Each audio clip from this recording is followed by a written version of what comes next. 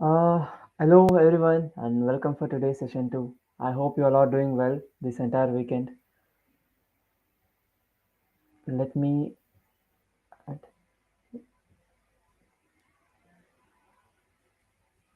you are unmute, Dharma.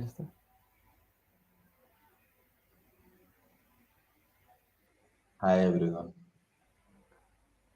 Um, just a second. Yes, can we discuss about what we did in our last session for some time? We need to have some recap, right?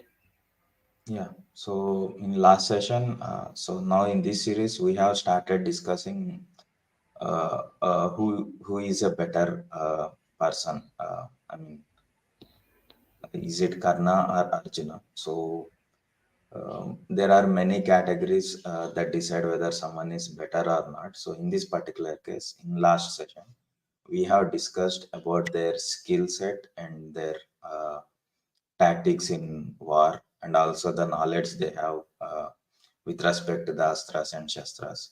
And we did figure out that Arjuna has an edge as he has an extra set of skills like Shabda Vedi Vidya or Savyasachi.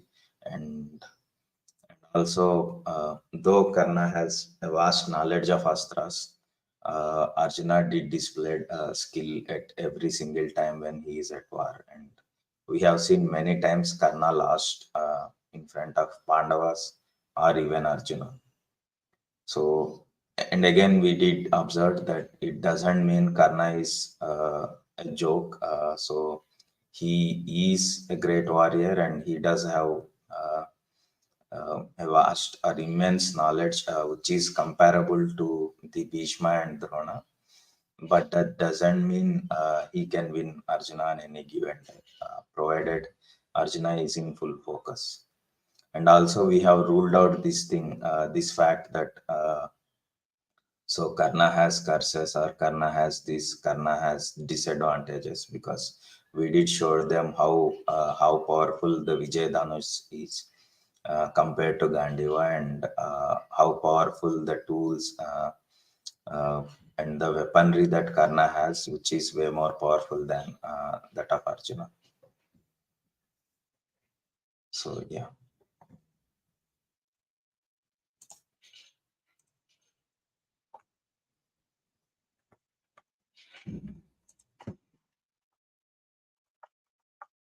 Madhukar, if you are speaking, yeah.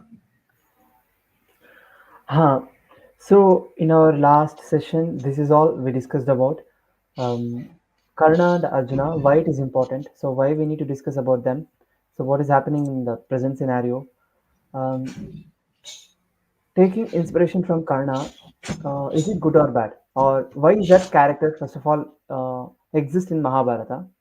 So what is the reason why Vedavyasa wrote about him and how we have to take it according to Mahabharata? This is one perspective.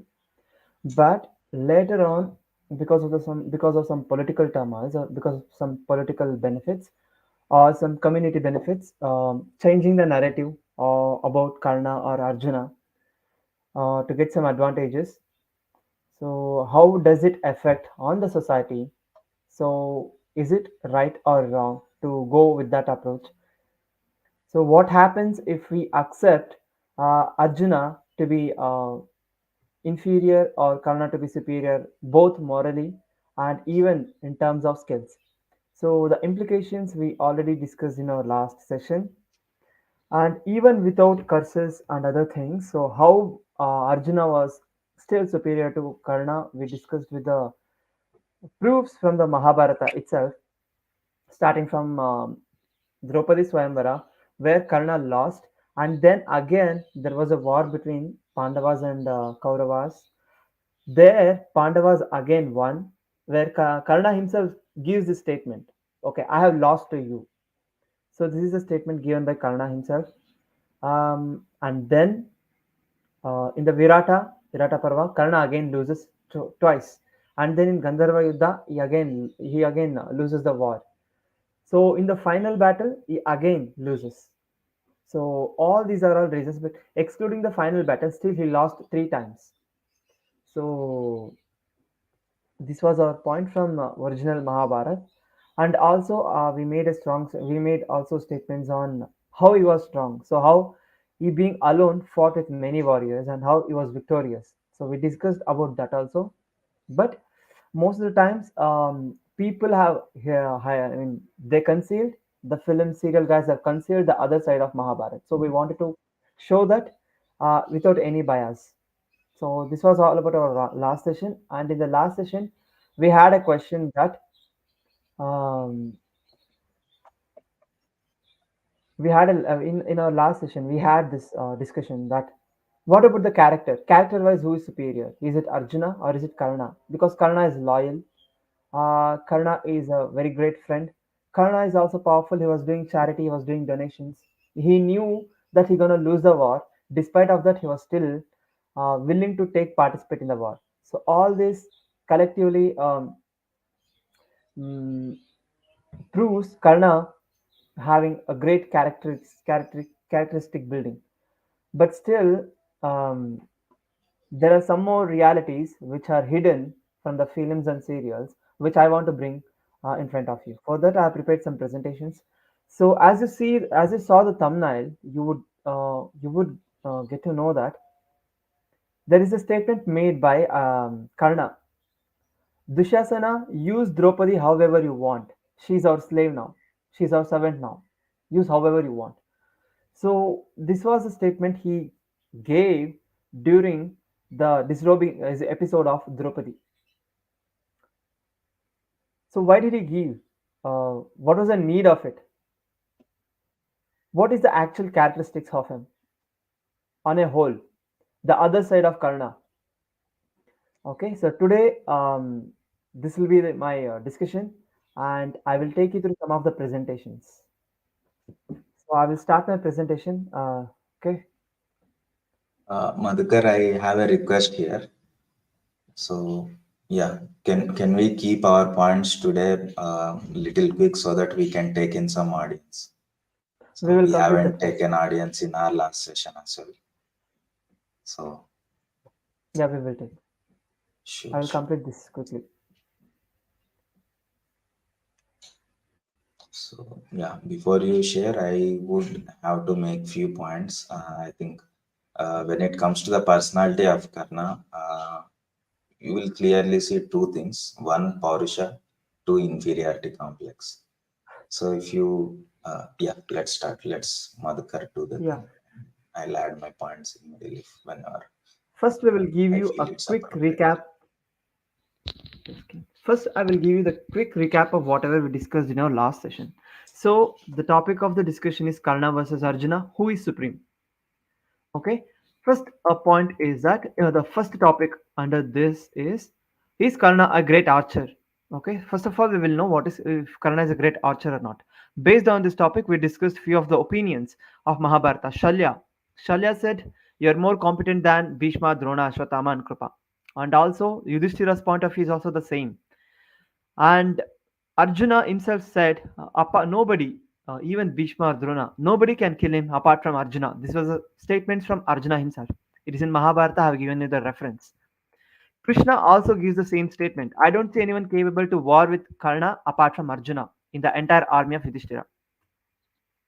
Now coming to the Sanjaya's opinion. This is also the Sanjaya's opinion that Karna is equal to Indra and Vishnu in terms of strength and courageousness. Karna alone is capable. Apart from him, it's Arjuna and Krishna, which means nobody apart from Arjuna and Krishna can kill Karna. So, and also this is a statement of Sanjaya. Karna has a complete knowledge on weaponry execution on the warfield, and also great warrior compared to others. He has complete knowledge of the weaponry sciences. So this is a statement of Sanjaya. Duryodhana, Duryodhana also tells the same thing that he is better than Bhishma and Drona. So, apart from that, if you look at the Karna's strength in the war, so he alone used to wage a war against many, like Panchala, Drupada, Nakula, Sahadeva, Yudhishthira, Sataki, all collectively used to war against alone Karna. Despite of that, Karna used to win every time. So second time, the second day, I think, sorry, in the first day, the ending of the first day, Yudhishthira, Yudhamanyu, so many, Nakula, others collectively attacked Karna, still they couldn't win over him. Rather, Karna stopped their attacks. And then again, so in the second day of the war, I mean, the according to Karna, the second day of the Karna's war. So Yudhishthira was protected by entire army of Pandavas. Despite of that, see you can see their names. There are Nakula, Sahadeva is there, Matsyam, Rukodara, Bhima is there, Draupadeyas, and other Satyaki is there. So many of them are there. Despite of them, Karna successfully defeated all of them and captured Yudhishthira and spared him life by insulting. So this is the war strength of Karna. So by this analysis, we can know that Karna is of course a great archer. But our doubt is Karna a supreme archer than Arjuna or not? Okay. So based on this, some of them had opinion of yes, some had no. Okay. So we will know what is the best way to discover who is better, who is supreme. So on that analysis, so should we have to take consideration of every war that Karna won, or should we consider only every war of Karna against Arjuna, which is better, in order to come to a conclusion who is better amongst both? So based on that point, we thought that let us discuss about Karna versus Arjuna, every war Karna and Arjuna faced till now. So based on this, some of the episodes like showcasing the skills between Karna and Arjuna when they met the first time, well, they were supposed to showcase their skills. So at the time, whatever skills shown by Arjuna, Karna also showed the same skills. So they were like a equal. Nobody knew who was superior in that episode while showcasing the skills. In the second Drupada war, what happened was in the Drupada war, Karna lost, Arjuna has won. So Karna also ran away from the war to escape, whereas Karna defeated alone. I mean defeated the entire Drupada's army. This is first, and then second, Draupadi Swayambara. In the Draupadi Swayambara, Karna couldn't reach the target. Also, after failing to reach the target, when Arjuna in the disguise of a Brahmana, when they won, Karna attacked. I mean, the Pandavas and the Kauravas, in the disguise of a Brahmins, they both fought against each other like a war. In that war, Arjuna defeats Karna, and Karna gives this statement from his own mouth. I have given you the reference. I have lost to you. Okay, this is the direct statement of Karna, who gives the statement that he has lost against Arjuna. So next, Gandharva Yuddha. In the Gandharva Yuddha, Karna lost and ran away from the war, whereas Arjuna single-handedly defeated the Gandharvas. So Virata Yuddha. In the Virata Yuddha, two times Karna escaped from the war against Arjuna. Arjuna alone. So now in the final, we'll see for the final war. Just a second.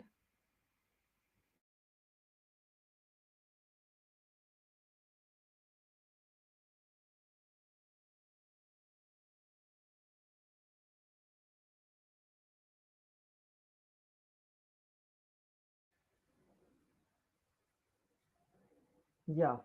So in the final war, in the final war, Karna gains upper hand against Arjuna, and both equal. I mean, in the beginning, Karna gains the upper hand. By the end, Karna loses again in the blood pool and will get killed by Arjuna.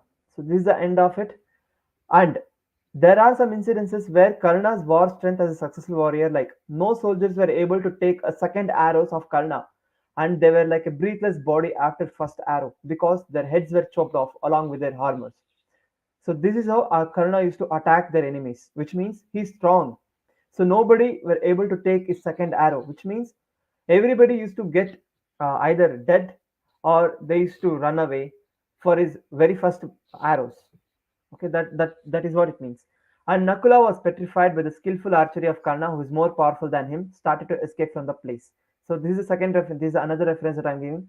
So that he defeated Nakula Sahadeva, and Karna could have killed them, but he still did not kill him because he gave the words to Kunti. So these are the references. Also, Karna's war stories as a failure. He is successful at certain times. He is also failure at a certain times. Like war with Gandharvas, Karna lost. War with Gograhana, he lost. War with Drupada, he lost. War in Swayamvara, he lost. So much is there about him. So we can conclude that Karna is not supreme archer when compared to Arjuna, because every war which was against Karna, Arjuna was always victorious. Because of these points, skills, speed of archery, and Arjuna had a good guidance, and Arjuna had blessings too, whereas Karna did not. Arjuna is superior by the end because these are the statements of Mahabharata. Arjuna and Krishna are the incarnations of Naranarayana form. Hence, they will be victorious always. There is no defeat to them. So, this is one point. No warrior exists in the entire earth who is equal to Arjuna in strength. So, these are the statements from the Mahabharata, which means Arjuna is superior. So this was our conclusion. Karna is great warrior compared to others, whereas but not as strong as Arjuna and Bhima due to extra skills, best guidance, and blessings they had, especially between their duel. Whenever Karna and Arjuna faced against each other. So this was our conclusion in the last session, and then we had this question: what about the morality of Karna? Is he better than Arjuna? Let's check it out with this one statement of Mahabharata. So this is what his statements was all about, conflicting mind. Arjuna is protected by one who created, these are the statements of Karna.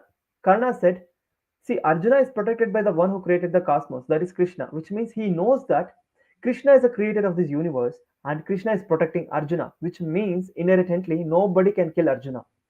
Despite of that, Karna's mind, if you check it, this is his next statement, in today's war, I'll slay both Krishna and Arjuna. Let the chariot move towards them. So this was his mindset. So he decided to even kill Krishna and Arjuna, both. So at one side he knew Krishna is a supreme god, but the other side he wanted to kill the god himself. So this was the atheistic nature of Karna. So why he had this kind of feelings, I'm going to reveal that in the last. So also the unforgivable offense of Karna is that when Draupadi was disrobing, so this was his state of existence. When Draupadi was disrobed, Karna and Dushasana and others were enjoying with joy from their eyes. This was the cruelistic nature of Karna. But then I will dive deep into it. But this was all about in our last session. But in today's session, I'm going to discuss about um, I'm going to discuss very important points, that is morality. So, shall we consider Karna to be more moralistic than Arjuna? Most of you may tell, no, no, we don't agree on that. But still, why there is so much importance for Karna? There is nothing wrong in having an importance with Karna. We can have, but having importance to Karna in the name of friendship. See how loyal Karna was. So even we will be loyal towards friendship. No, we cannot have loyal towards some friendship who are by nature very bad. So what will be the end of it if we have that? Today we're gonna discuss that. What is the conclusion of Karna? This because Karna is the best friend of Duryodhana, right? But what was the opinion of Karna? He made friendship with the Duryodhana. What was the lamentation he had? So nobody knows that. So today I'm gonna reveal that. So I'm gonna start my presentation again. Okay, before that, Dharmashastra, do you have any points to tell? If you have any points to tell, you can share those points. Or else I will go for my next presentation. Okay. So I'll start sharing my screen again.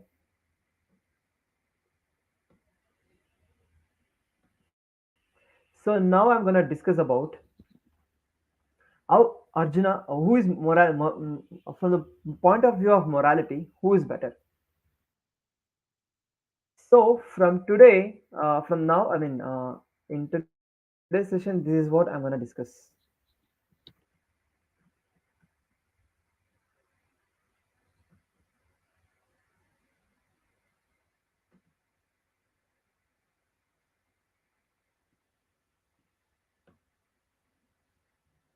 Yeah, I hope my screen is visible now. Yes. So here, by what factors we can judge some person? First of all, before judging anybody's character, we need to know what are the factors, what are the parameters which by which we can judge someone to be good or someone to be bad.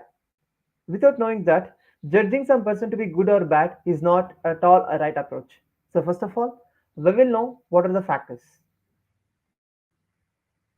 And if you have any other factors that you want to share with me, You can go. I mean, uh, you can text me in the comment box. So if it is agreeable, then even I will take those points.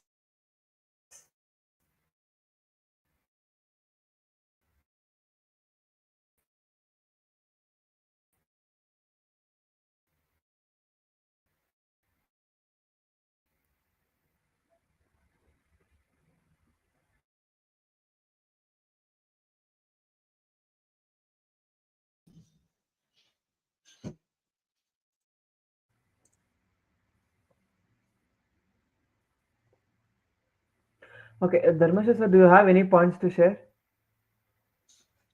Yeah, when it comes to the character traits of Karna, we'll be finding two important things. The first one is uh, his inferiority complex, and the second one is his paurusha or valor, you can say. So Karna is this kind of a person who doesn't care whether he can win it back or not. So let's say, for example, if you find Karna and and you ask him like, please give me some amount, he would right away give any amount he has in his pocket without hesitating, because he is so confident that he can earn it back no matter what. So that's the very character trait of Karna that triggered him to do donations a lot, because if you read Mahabharata, or particularly the character of Karna, you would see this trait of him. He, it would go something like this: no matter what he lose, he is very confident that I can win something better back. It doesn't matter. Where when you see Arjuna, the thing will go different. He is more of a dhira kind of person, where whenever you see Arjuna, it would be like, okay, I can give it to him, but is it useful for him, or will my donation make him lazy? So Arjun will be thinking 10 things before doing something. And So if you see, uh, Karna has another threat of inferiority complex, and that's the very reason why he got all the curses and all. And also there is another point to make, which is Karna is very good at taunting and irritating others. So if you see the case of Karna and Drona, when Karna asked Drona for divine weapons, so when Drona rejected, Karna could have done something interesting. He would have straight away gone and done a penance for Lord Shiva, just the way Jayadratha did for 1 year to get weaponry. I mean, if someone like Jayadratha can do, Karna could easily do. And just like Arjuna did to Indra and all other devatas, uh, Karna could have done if he is that good. And even Ashadama could get divine weapons from Shiva within a day by doing a penance. Uh, but Karna never done. Uh, I mean, Karna has never done such a thing. Instead, he wanted to taunt Dronacharya, and that's why. So, if you don't teach me, I'll learn from your guru. That's what his intention was when he went to Parashurama. So yeah, though Karna is good, Karna is, uh, I mean, he is that kind of a person. If you are friend with him, he can go to any extent for you. At the same time, he also has these two bad habits. I mean, these two bad traits. Particularly in the entire Mahabharata, I haven't seen someone who is, who is with this bad mouth. I mean, Karna can easily trigger someone's nerve. If you read his dialogues and all, you can see that. But again, I also have a theory behind why Karna is this much pampered. It's because most of us whenever we see Mahabharata, right? It would be either a TV serial or a playwright or some kavya written on the basis of entertainment. So that's where, if you observe, till Karna in Mahabharat, it would be like a newspaper where Bhishma has born, Krupa has born, Bhishma giant, Bhishma, Drona started giving lectures. And also, you would find a few stories like Panchatantra, where Arjuna kills a crocodile and all. But when Karna enters in the Kumarastra Vidya, that's where the actual Mahabharat or the drama part begins, where you have a good person on both sides kind of vibe comes. And that continues till the death of Karna. And the moment Karna is dead, rest is just another record of history, nothing more than that. So this is the very reason why people pampered character of Karna, because the proper drama of Mahabharat begins at the end of Karna, I mean, at the beginning of Karna, and ends with Karna's death. Because once Karna is dead, we are sure that okay, Kauravas are lost. So yeah, Yeah. Now I will share my screen. As I said, what are the factors? What are the actual factors which influences one to judge? Like, so I hope my screen is visible. yeah, it Okay. is visible. Okay. See, first of all, we need to know by what factors we can judge some person is good or bad. So based on what parameters? Without knowing that, there is no point in discussing about somebody being good or somebody is being bad. So these are the some of the factors which we have in our general knowledge. Okay. So these are all very general. We need not have to have some extra knowledge on this. So it is by virtue we can have this distinguishing as in our mind. So the first point is that avoid snap judgments. Anybody, okay, if you want to judge about a person's morality, the first point is that so whether if they are sharp at judgments, which I mean to say is quick at judgments, will they take quick judgments without analyzing the complete information? Like resisting the urge to make a quick judgment based on limited information or first impression. In the first impression itself, they're trying to judge everything with that limited knowledge. So if you see this kind of attitude, you can make sure that so we can consider their morality to be somewhat biased or it can be questioned. So because they have to take time to get to know the person and observe their behavior in various situations, in different situations they have to observe to come to a proper conclusion. So if they are not in that attitude, probably there is something wrong with them because they think they're better than everyone. That is why they're giving a quick judgments. So or else he would have considered it what is right, what is wrong. I mean, he would have considered various situations. This is point number one. And point number two is observe the actions around over the words. So we need to pay attention to a person's action and how they treat others, right? What they speak, how they behave with others, all these things we have to take into consideration because action often provide more accurate reflections of a person's character than words alone.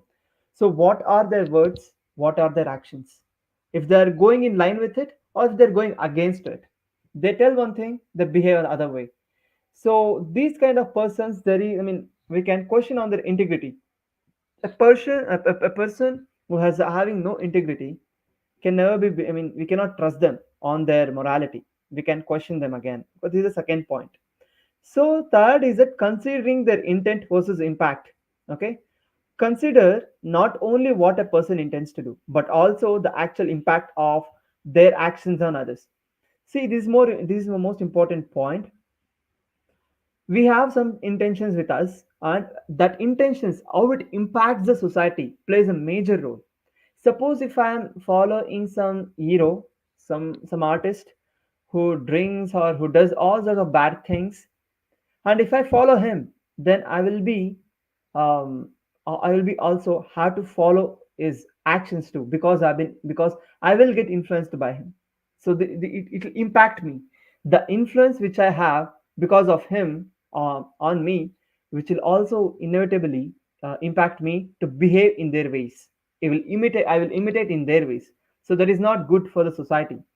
So a well-intentioned person may still cause harm inadvertently. So therefore, what intention a person has and how he implements it and what is the impact of it. So even based on this, even based on this, the ground of morality can be judged. Empathy and understanding. We need to try to understand the person's background, experience, perspectives. This can be valuable context of their behaviors and help you to empathize with their situation. Karna most of the times, see when Karna insulted Draupadi, where was his empathy and why he made such kind of statements? We have to ponder on that, and also consistency of the behavior. See a person who is having a clarity that what he has to do, what he shouldn't do, will be having a same kind of behavior all through his life. But whereas the person who is having conflicts has no clarity, he'll be keep on changing his decisions, which is not good even for even being a part of a community or a family or even for himself. So we need to have a consistency in our behavior. We shouldn't keep on changing our decisions. It just reflects our lack of understandings, clarity, and other things. So Karna, most of the times, he has this problem of consistency in his behavior. So that is why we have this kind of discussion today, whether if he's a good or bad. Because at certain points he behaves like a good, at certain points he behaves like a bad. So both he has values and morality. Again, evaluate whether the person's action align with the moral principles. So what are the moral principles, general moral principles? Like we shouldn't insult a woman, we shouldn't target somebody who is not harming us, I mean who is not troubling us. So these are all basic moral principles, whereas Karna miserably fails at it. I'm going to explain that. So, acknowledging the growth and change. As we grow, we have to acknowledge the changes because we will evolve over time. So we have to accept that change and we have to move on. But despite of that, adamantly, I wouldn't change. If I argue like that, then that is not a part of good behavior, right? So these are based on these grounds we can judge a person's morality, right? So now I will go to my next slide. First, we will judge what is the intention of Karna beginning from the Mahabharata and end to end. Okay, I have all the references here. See, the first of all, Karna, when he met Arjuna for the first time, he decided that he wants to gain superior hand. Oh, am I audible? Yes, yes, you are. Yes, you are. Okay. So this was the intention of Karna.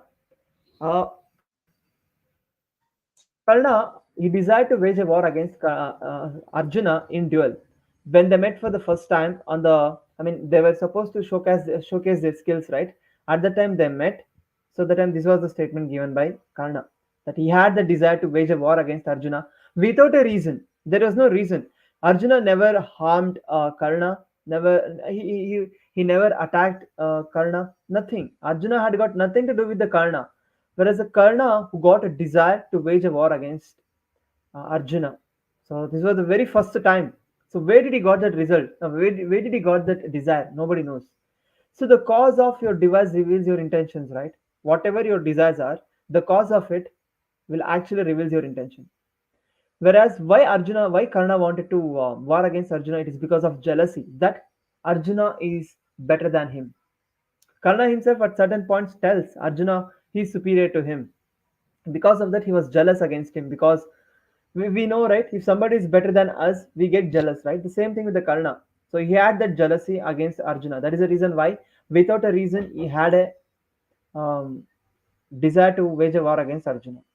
The second point is that this was in Adi Parva. When we go to further, like when he lost a war in Swayamvara against Karna, against Arjuna, Karna decided to destroy Pandavas before they settle, which means this was a mindset of Karna that okay, see, Pandavas are becoming so strong. They married Draupada's daughter, so they will be strong, they'll be having an alliance, so we cannot defeat them if they become strong. So therefore, we have to kill them, we have to wage a war against them before they become strong. Like before even budding, we have to kill the root. So that was the mindset of Karna at that time. So with this idea, he motivated Duryodhana to wage a war against Pandavas. So who motivated Duryodhana had a desire to war, but it was Karna who motivated it. So we will judge, right? So who motivated for us to do some good and bad? So there will be a huge impact, right? So Karna, because of his jealousy, impacted and motivated Duryodhana to wage a war against Duryodhana. This is when Draupadi Swayamvara happened. The same motivation carried by Karna until the end of his life, and it never changed. Even in Virata Parva, you'll find the same statements of Karna. Udyoga Parva, you'll find the same statements of Karna. And even in the Karna Parva, you find the same statements. We discussed this references in the previous episodes, right? Since childhood, see here, jealous cannot give birth to mutual well being, isn't it? Since childhood, Karna wanted to gain upper hand against Arjuna, which led him to take support of Duryodhana. So why did Karna took support of Duryodhana? You may know that it is because of Duryodhana helped Karna to get a place, to get a kingdom, right? So that was not his desire because Karna clearly tells that I do not have any desire for a kingdom. That is the reason why he never went to that kingdom and ruled. He never. You will not get any incident in the Mahabharata where Karna went to Angaraja and ruled. It's very rare. So because he did not have desire to rule, his only desire was to wage a war against Arjuna. That's it. That is the reason why he had to take the support of Duryodhana because of jealousy. It eventually spoiled him with the chain reactions of bad conditionings. So because he is taking support of Duryodhana, so therefore he had to impress Duryodhana. So the outcome of jealousy can never beget a child of morality. That is the reason. So he couldn't beget morality. After he made friendship with Duryodhana, he literally spoiled himself. So he couldn't get morality anywhere in his life after that. Second episode. During Vanavasa of Pandavas, see, suppose there are some person who are not doing it, who are not harming you, but despite of that, you want to harm them. You want to like you are trying to attack some innocents just because you do not like them. So what do you feel about them? What kind of mindset do you think about them? See, it gives cruel joy when you see your enemies suffering, isn't it? When your enemies are suffering, it gives us a very, very cruel enjoyment. So that in a certain way, that is not a behavior of a good personalities. So what do you think about those mindset? It is up to you. When Pandavas were suffering in the forest, see, Pandavas went to Vanavasa, right? Arjuna, I mean, the Kauravas, they could have simply stayed in their home, being happy, enjoying the royal services, right? But here, what happens that so Karna gives motivation again.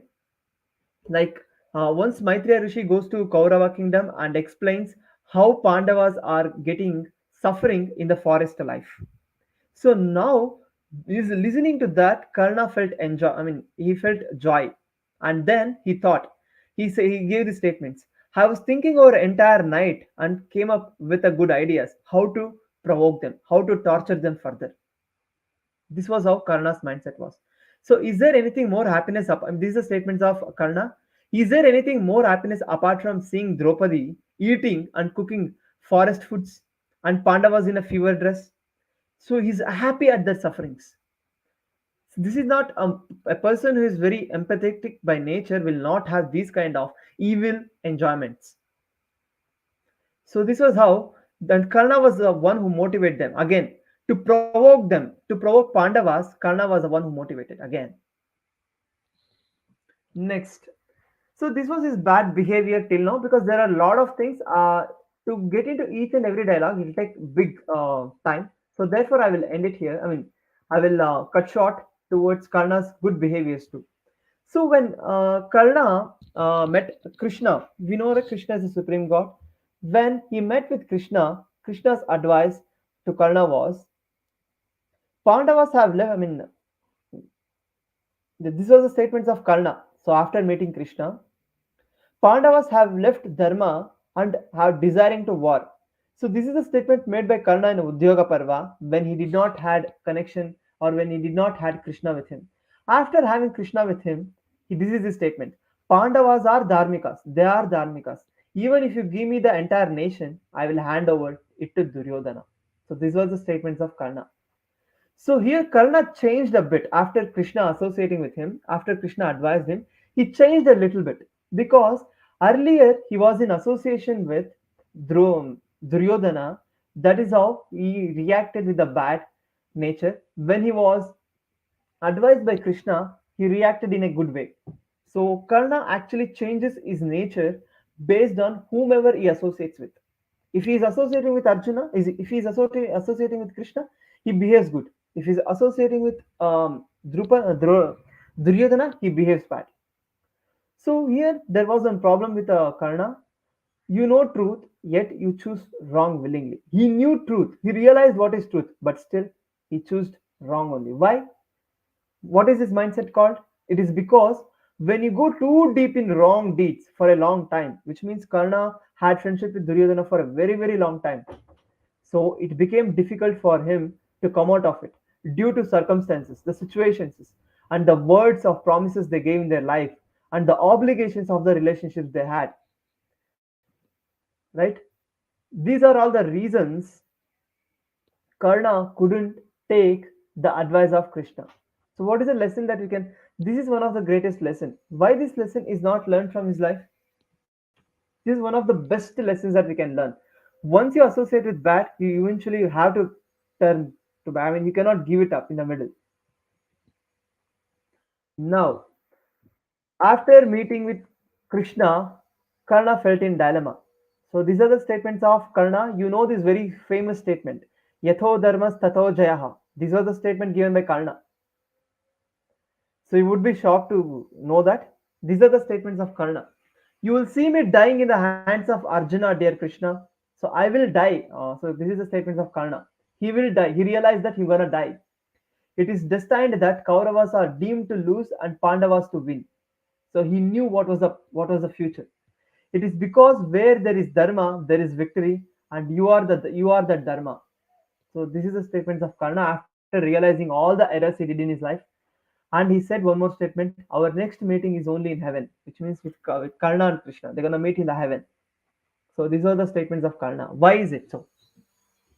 When you realize that you are on a wrong side and your fate of fall and your fate of fall because of right people, I mean, you got to know from the right people that you're gonna fall in the future, and fate will not let you to take right decision because of the past acts. Which means in the past we have done some bad deeds. Now the result of it is coming in front of us, and we cannot escape that. You cannot change it. You have to inevitably have to eat it. So this was the fate of Karna. Karna couldn't change the situation. Karna couldn't retake his decision. He was trapped by his own acts, his own deeds. So, on in conclusion, on a short note, Karna's association with bad made Karna to react bad. Karna's association with good made Karna to react good. So, this was the lessons that we can learn from that. And my questions to you is, whom do you associate with? It will influence your mind unconsciously, because if whomever you associate, make friendship with, you will eventually get influenced with them unconsciously, just like Karna. You may not know how you are getting influenced, but unconsciously you will get influenced. It will force you to act with words and body. The influence, whatever you had in your mind subconsciously, it will act through words and body. That is what Karna did. So when he was influenced with when he was influenced with Duryodhana, he gave all sort of wrong words against Draupadi. After that acts, its result will follow you. Whatever you do based on that influence, the result will follow you, and you cannot escape that karma. You have to suffer. So these are the great lessons from Karna that we can learn from Mahabharata. So we will move to our conclusion.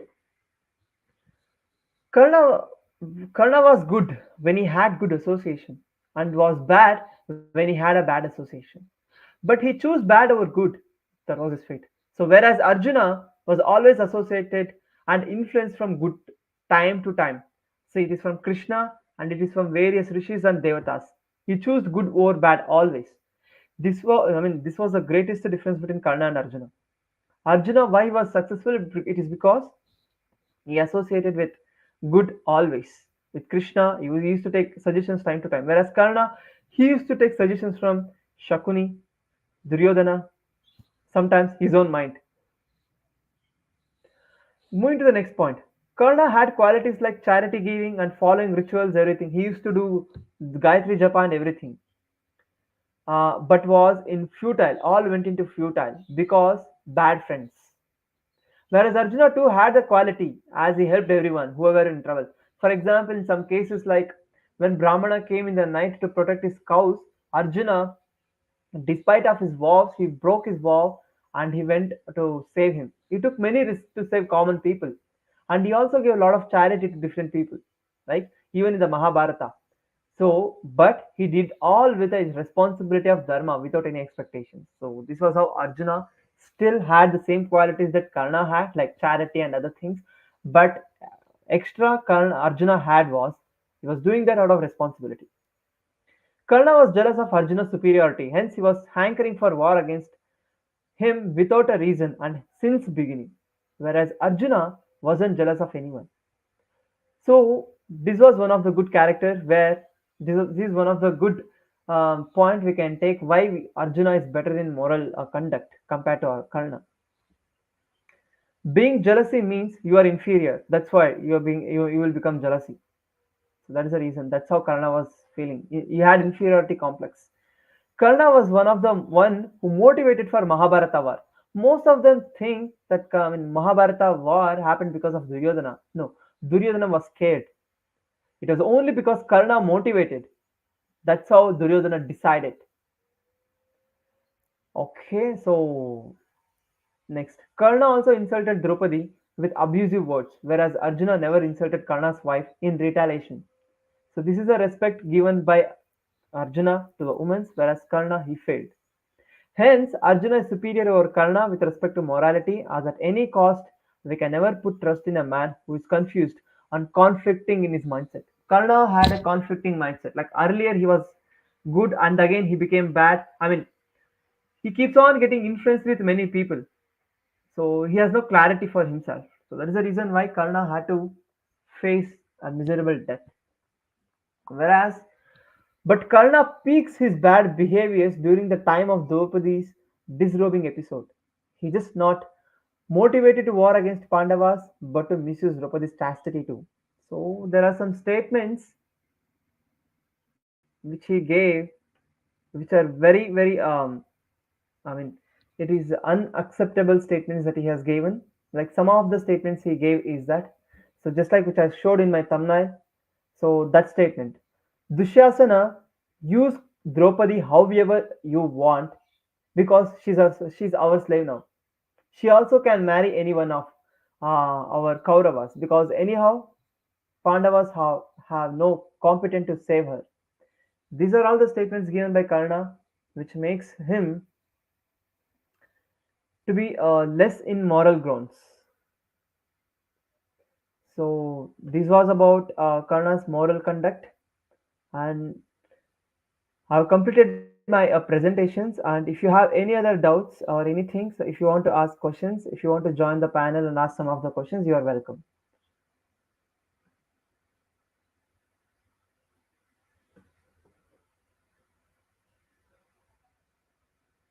Yeah. So anybody, if you have any questions, you can ask.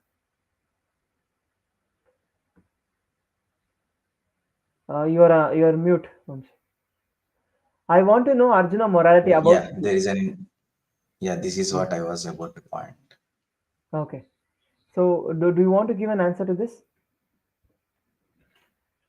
or should I? Uh, you give the answer. Yeah. I want to know Arjun morality about Draupadi. She wanted only Arjuna before marriage. Yes, she desired Arjuna only before marriage, but it was a fate on the morality of her past life. The curses she had a past life. And also Arjuna, um, in Draupadi, she had five women within her. Whereas her husband in the past life, she had one husband expanded into five times. Whereas in the past life, Draupadi, she was only one woman. So she desired to have five, her single husband, she desired to have in a five expanded form. So that was her desire. Now, in the next birth, she gets carried with the same desire, but she will forget that because of her past life. She will be having boons to get a five husbands, but she will be forgotten. All that she will be forgotten. and the curse replicates onto her, and because of that curse she has to marry the five, and all five of them are Indras only in the past life, which means all of them were her own husbands in the past life.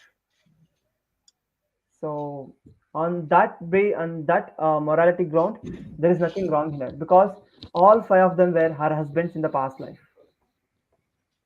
So here what happened was, so all the five women were locked up within her own body because she's been taken birth from a fire.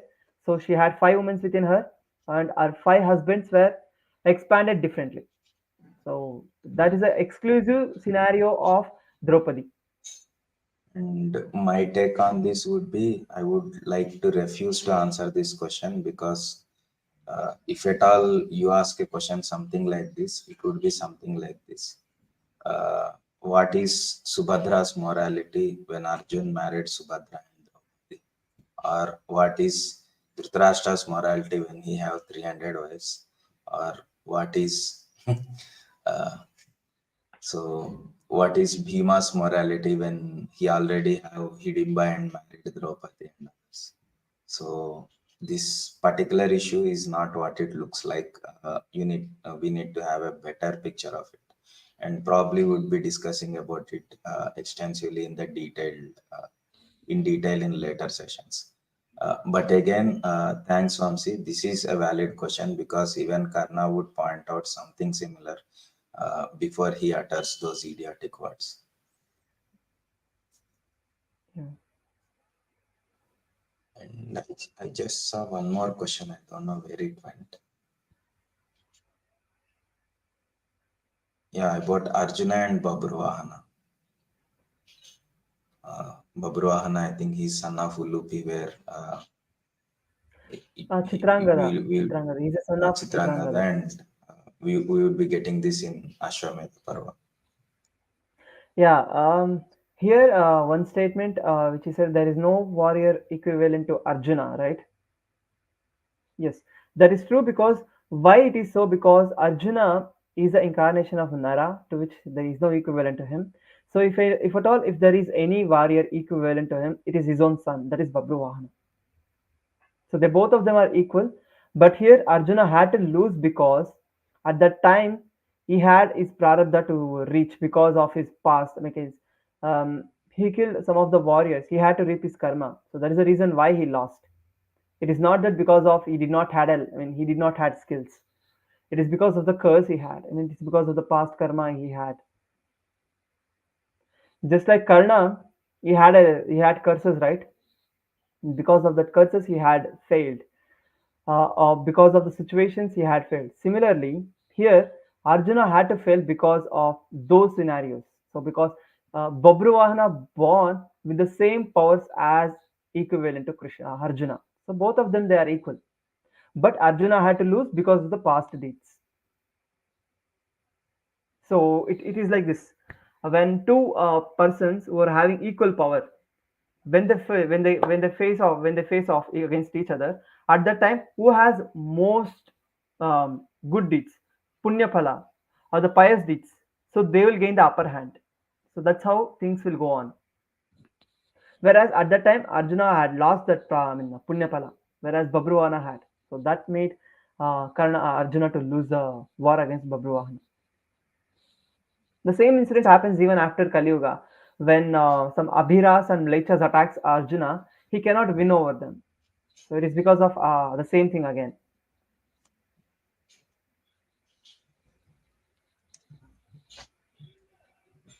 So yeah, and also I think I would be yeah, I want to make a statement here. So the warriors and wars in Mahabharata, if you observe, it won't be like if someone is greater than the other, the greater one will always win. It would be something pretty similar to our cricket. You know Sachin Tendulkar, right? The best batsman in the world. Uh, ha- but he did scored 0 runs in many matches. So yeah, I think we should be looking into the war, Mahabharata war episodes in that perspective. So there is, I think Draupadi explains it, right? Not Draupadi, Yudhishthir will explain. Uh, I think how you reap your fruits of karma. So one, it's your prayatna. Two, it's the God's grace, and three, the situation as well. Hmm. One more thing, yeah, in this question. In this situation, she break the wheel that is not good for society. Ah, she did not break the wheel. She did not break the wheel. It was So exclusive to technically, her. If you, so yeah, technically, Vamsi, if you read the chapter, it's not Draupadi who broke the wheel; it's Vyasa himself who broke the wheel. it is not even Vyasa. I mean, it is not like breaking. See, the curses are specific. The common rule is common rule, whereas the common rule will be truncated when there are specific reasons like curses and other things. She had a vow. I mean, she had a boon. She had to marry five. So which she cannot escape from, right? She cannot escape from that karma. So it is only specific and exclusive to her. It is not for everyone. So that is the reason why she did not break that. She had to suffer that. She had to accept that. It is because of her past prarabdha karma. So Madhukar, why are we getting questions only in chat? Okay, okay. Wait, wait, Are Ravishankar, we Ravishankar. planning to give the link? Yeah, I will. Welcome, Ravishankar garu. I did not Ravishankar see that. Mahodaya, I saw the chat now. सर्वेभ्यः नमस्कारः. Namo Namah. Namaskara. Namaskara. नमो नमः. I see a question constantly getting asked that why Arjuna lost to Babruwahana, or why Arjuna lost there, why Arjuna lost here. We need to remember one thing is a warrior cannot keep on winning all the battles. Like Dharmashastra has rightly pointed out, even a batsman who is at the top benchmarks of hundreds, 130s of hundreds, some X numbers of 50s, or triple centuries, double centuries, there are instances where they got duckouts in the first ball. It does not mean they are not warriors. We need to understand that it is a battle. There may be multiple scenarios where, in this angle of Babruvahana or the examples what we are giving, I would take it in two things. One is the curse, what Madhukar Garu has rightly pointed out, that it is one of the curse or the prarabdha karma that he need to lose. The other point I would see is a father lost to his son in a praise and appreciation that his son is equivalently fighting with him and is fine to lose the battle for the sake of his son. There's no harm. Even I would love to lose to my son to motivate him. So why should I take it so wrong? They are not enemies to kill each other. They are father and son only. So what's wrong in losing with the son? I would see that in a positive note. So should not expect that because Arjuna is a superhero, he has a Gandiva, he has the back foot of Krishna, Sri Krishna Paramatma, and he can do all these things. It's not a ground rule that all the time he should be a winner. Then that is a wrong process. Sometimes even winners should lose to know the critics, their mistakes, where they went wrong, so that they can rectify. Because the problem is the moment you start continuously winning at 10 matches, there is an identity crisis or an egoism coming along with you, which can destroy your own self and identity. So it is sometimes good to lose so that you are prepared, rectify your mistakes, alter any differences what you have so that you can improve yourself. So don't see all the time as a winning streak. Sometimes you need to lose also. In a simple example, the more number of times you fall down while learning your cycle, the more the perfection you come. No one in this world, to my knowledge, would not have fallen down without falling down on a scooter and has become a professional. Even we see a lot of even Schumacher. Now he is in a very pathetic state because of some accident, but he was number one. How did he do that? So there is prarabdha karma. If there are any curses, if there are any karmas to be faced, you need to go through all those, and sometimes you need to even accept them as a benefit for you than looking it as a demotivational factor to you. Jai Shri Krishna.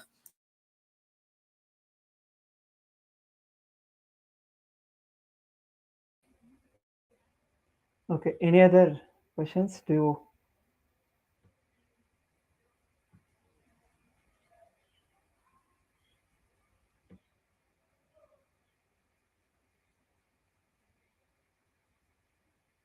Uh, Yeah. no, I think we can give the link quickly. Probably we can take a couple of questions, people in the panel, and then we'll call it. One interesting question from Priyanka Garu, that Karna married Ekalavya's sister, showing some film that's true or not. I have no clue. Let me be very frank. Priyanka Garu, this is the first time I'm seeing it. It could be there, but I did not read that scripts as of date. So I'm helpless in answering that. Even it's a super shocker to me that do we have such stories running around? In local culture, that story is there, but I mean there is no specifically anywhere it is mentioned as of my knowledge is concerned. But is it there in Mahabharata? So I somewhere in local specific books would have written it, local but not books. in, I know that it has in local books, but but in it's but Mahabharata, it's not there in Mahabharata. I specifically did not find it. If I find, Okay. probably I may correct it. Yeah. But as of now, Priyanka Garu, I too didn't read it. But if I come through it, definitely I will try to talk on that. Yeah. So I have given the link. If anybody wants to join, they can join. If there are nobody, yeah, can so then I will close my session.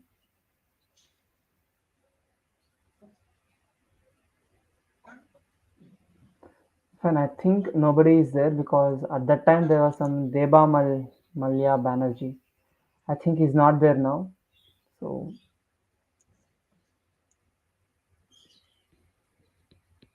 okay, so we have reached the end of our session. So if anybody are willing to join, you can join. The link is there. If there is nobody or willing to join, then we will close the session. Okay, fine. So I think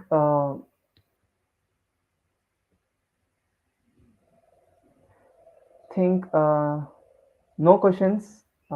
Finally, my question to you is: do you think, I mean, on a moral ground, so who is superior? So what is your analysis on it?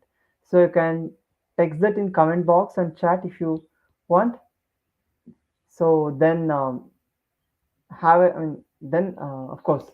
So you have a clarity for yourself. So who is better? So have clarity whom, I mean, you need to have clarity on whom you should follow, on whom you should not, and what we have to learn from everyone.